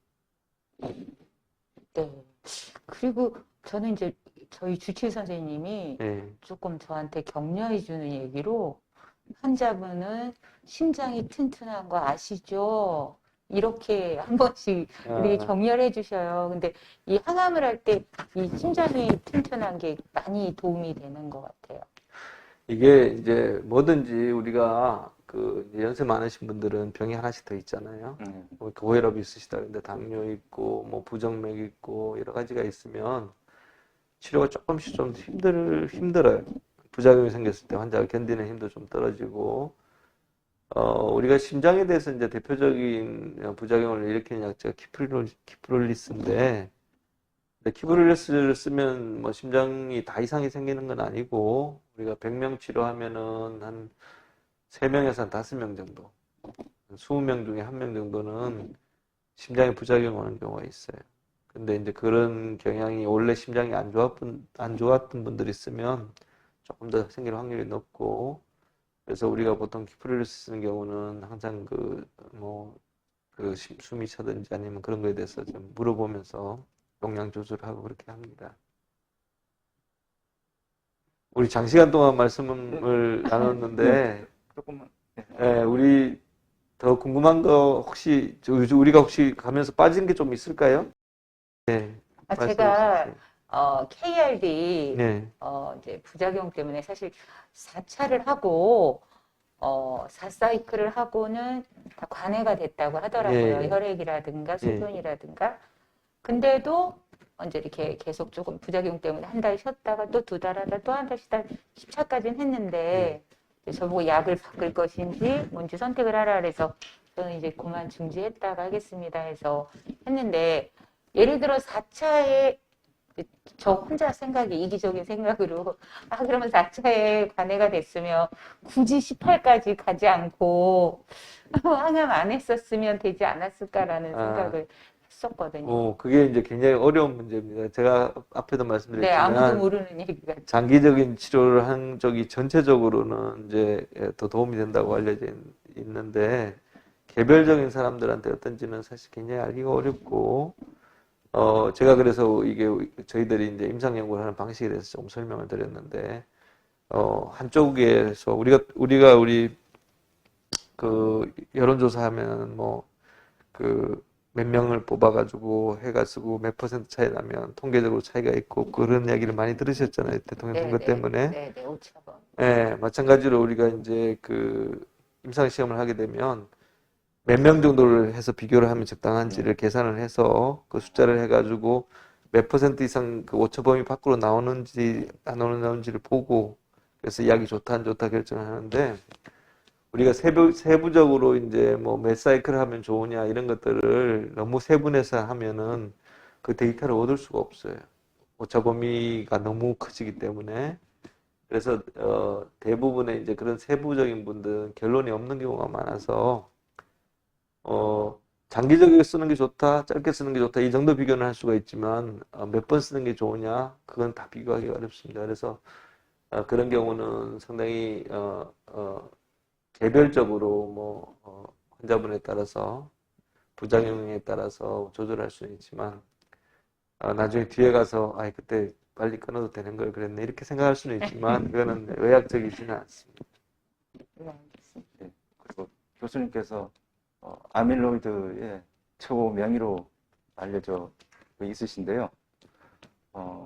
요즘 보면 다발성 골수증도 있지만 아밀로이드증으로 진단받는 사람들이 많은 것 같아요. 그래서 그 사람들은 보니까 약이 없고 그냥 다발성 골수증 치료약으로 이렇게 하던데 혹시 암으로 진단도 안 돼서 5% 이렇게 안 된다고 그러는데 혹시 그런 분들한테 혹시 도움이 되시는 말씀 해주시면. 네, 저희 병원에 사실 아밀로이드증 뭐 제가 잘 본다는 것보다 저희 병원에 이제 다른 과 선생님들하고 협조가 잘 돼서 심장내과나 신장내과 선생님들, 신경과 선생님들 많이 도와주세요. 그래서 저희들이 조금 더 그런 면에서 그 준비가 돼 있어서 그렇게 알려진 것 같고요. 골수증 환자들 우리가 이제 넓게 보면은 다발골수증이 진단 기준이 딱 정해져 있는데 거기에서 이제 우리가 교집합이라고 그럴 수가 있죠. 이게 우리가 동그라미 그림 그려서 우리가 옛날에 집합 배울 때 네. 배운 것처럼 거기 겹쳐 있는 환자들은 골수증 진단하고 이제 아밀로이드증 같이 진단이 되고 그 바깥에 있는 환자들은 아밀로이드증 진단을 받는데 골수증 진단을 못 받는 경우가 있는데 대략 한 10에서 골수증 환자 한 10에서 한 15% 정도니까 1년에 요즘 골수증 환자가 한 1,700명 정도 진단이 되니까 우리나라에서 대략 한 200명 조금 넘게 아밀로이드증 환자들이 생기는 것 같아요. 아밀로이드증도 이제 타입이 여러 가지라서 이렇게 골수증과 관련된 일차성도 있지만 다른 이제 나이가 많아서 생기거나 아니면 유전적인 원인으로 생긴 아밀로이드증도 있고 그 약제들도 요즘 많이 개발되고 있어서 그건 완전히 치료가 다릅니다. 그래서 아밀로이드증은 진단 과정에서 그 구별해내는 게 굉장히 중요하고 그 진단이 잘못되면은 엉뚱한 치료를 할 수가 있거든요. 그래서 그 점에 대해서 이제 조금 주의를 해야 되고 골수증하고 같은 종류의 이제 아밀로이드증 같은 경우는 네, 예. 겹쳐지는. 예, 그 경우는 이제 보험이 여태 안 돼서 사실은 굉장히 어려운 점이 많았는데 3월 달부터 이제 벨케이드가 보험이 되기 시작했어요. 그래서 그 점에서 좀 다행스럽게 생각하고 아밀로이드증 환자들은 이제 골수증 환자들처럼 뼈가 상하거나 이런 거는 상대적으로 적은데 이제 심장이 나쁘거나 아니면 신장이 나빠서 고생하는 분들이 많아서 거기에 맞춤해서 약을 잘 써야 돼요. 예를 들면 약을 심장에 대한 약도 잘못 쓰면 오히려 더 악화시키는 것도 있고 그래서 그런 점에서 이제 심장내과 선생님들이 좀 많이 도와주고 계시고 또 이제 심장이나 이런 데 직접적으로 그걸 이제 좋게 해주는 약들이 지금 개발되고 있습니다. 임상 시험은 진행되고 있어서 국내에서도 지금 이제 최근에 임상 시험이 진행이 되고 있는데 뭐 그런 것들을 하게 되면 조금 도움이 될 수 있는데 아직까지 그 임상 시험하는 약제들은 그 효과가 확인된 건 아니기 때문에 우리가 2상 임상 시험까지는 돼 있지만 3상 임상 시험으로 확인이 돼야지 본격적으로 허가도 받고 하는 거라서 그 점에서 이제 조금 임상시험을 해서 결과를 봐야 되고, 또 하나는 이제 다잘렉스가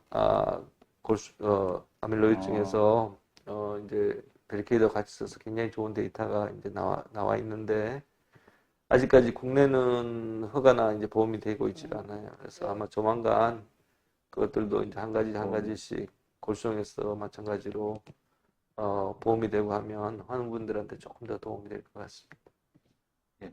그리고 이제 지난 10년간의 다발성 골수종에서 신약이 굉장히 많이 나왔는데요. 근데 이제 신약이 나오려면 1상, 2상, 3상 거쳐야 되니까 이제 앞으로 10년도 사실 지금 이제 이 1상, 2상, 3상에 있는 약들이 있어야 나오잖아요. 예, 그래서 지금 이렇게 1상, 2상, 3상 하고 있는 그런 약제들을 봤을 때 앞으로 10년 이제 이렇게 그 신약들이 나올 예상은 어떠신지? 지금 지난 20년 동안 15년 정도 동안 전 세계에서 가장 신약이 많이 개발된 암이 골수종이고, 그만큼 이제 여러 가지 좋아지긴 했지만 아직도 우리가 이제 약이 잘 안 듣고 해서 재발하고 그래서 또 치료하시는 분들이 많이 있는데, 최근에 이제 면역 항암제들이 굉장히 좋은 약들이 많이 개발되고 있어요. 지난 몇 년 동안.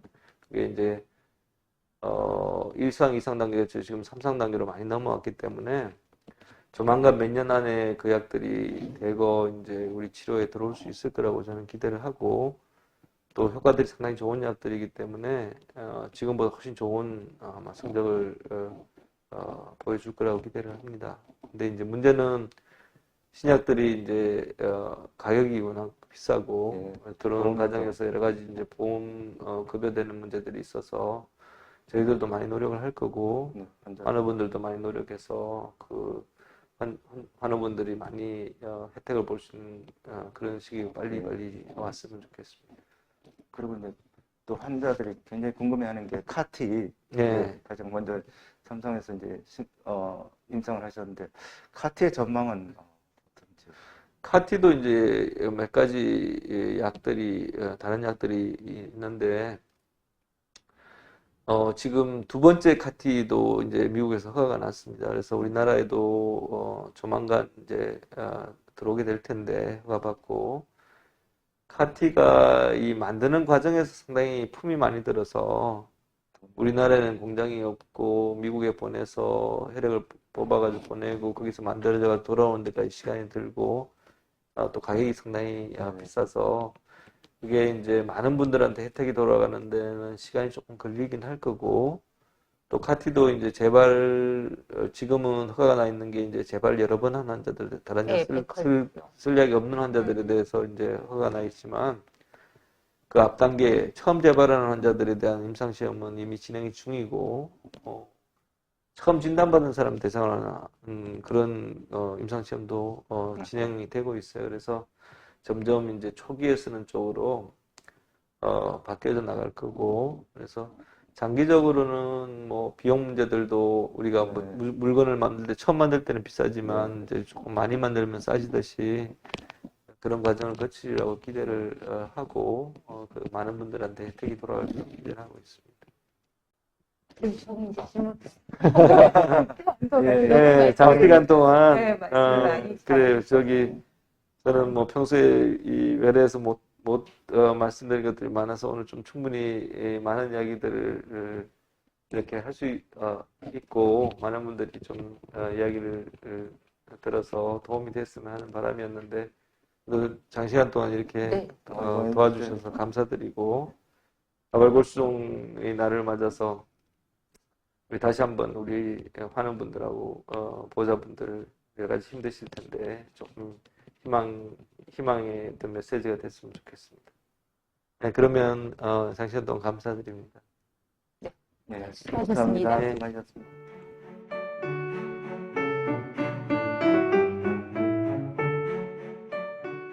네, 다발골수종의 날을 맞아서 환우님들 힘 많이 내시기 바랍니다.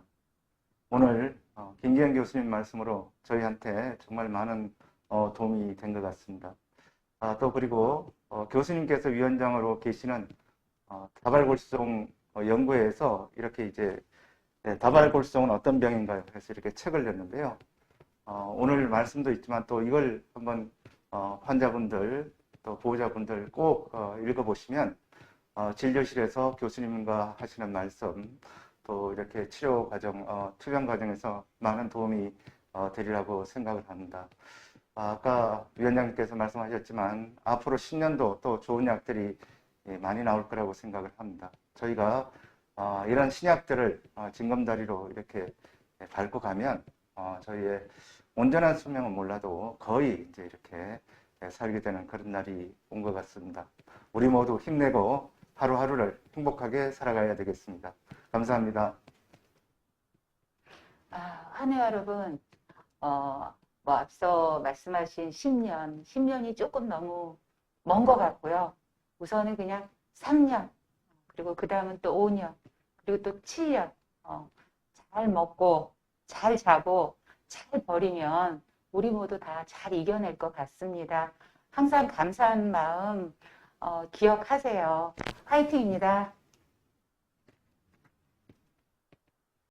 네, 3월 30일은 다발골수종의 날입니다. 다발골수종 환우 여러분, 가족 여러분 여러 가지 힘드시겠지만 우리 완치의 희망을 가지고 열심히 치료해 보도록 합시다. 파이팅!